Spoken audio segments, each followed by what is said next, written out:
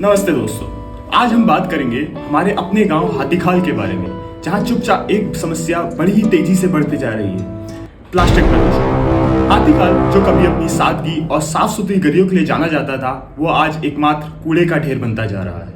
और ये सब हो रहा है बिना किसी शोर के और बिना किसी को बताए।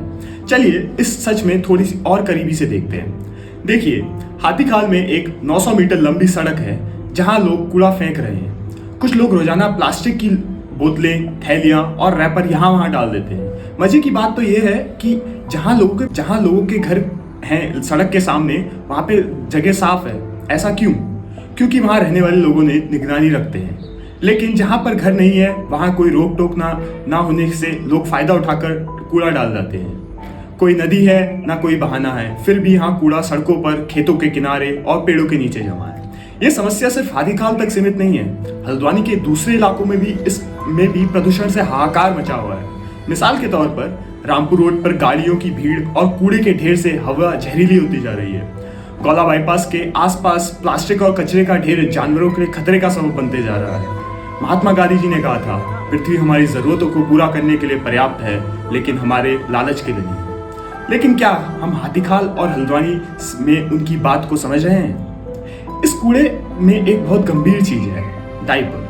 हल्द्वानी और हाथीखाल जैसे इलाकों में फेंके गए कचरे का एक बड़ा हिस्सा डायपर से आता है। एक अनुमान के मुताबिक कचरे में 10 से 15% वजन डायपर का होता है।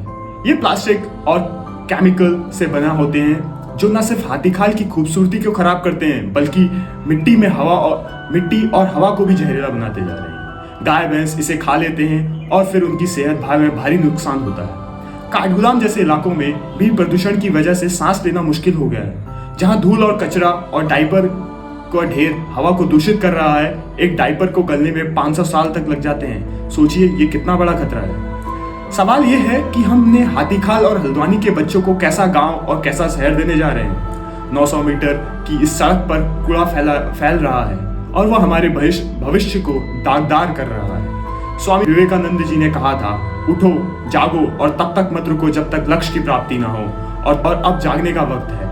ये चुपचाप कूड़ा और डायपर फेंकने की आदत हमें बदलनी होगी। हम कर सकते हैं। सबसे पहले प्लास्टिक और डायपर को कम से कम इस्तेमाल करें। कपड़े के थैले और वॉशेबल नैपीज यूज करें। स्टील की बोतलें अपनाएं।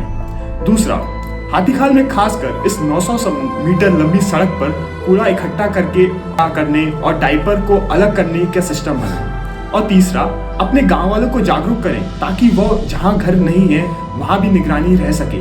अगर हर कोई अपनी जिम्मेदारी समझे तो हमारा हाथीखाल और पूरा हल्द्वानी फिर से स्वच्छ और सुंदर हो सकता है। संकल्प लेता हूं कि मैं हाथीखाल में खासकर इस 900 मीटर लंबी सड़क पर कूड़ा, प्लास्टिक और डायपर जैसे इधर उधर नहीं फैलाऊंगा। मैं अपने गांव को साफ रखने में मदद करूंगा और दूसरों को भी इसके लिए प्रेरित करूंगा। ना कूड़ा बिखेरूंगा, ना बिखरने दूंगा। साफ हाथीखाल हमारा सपना।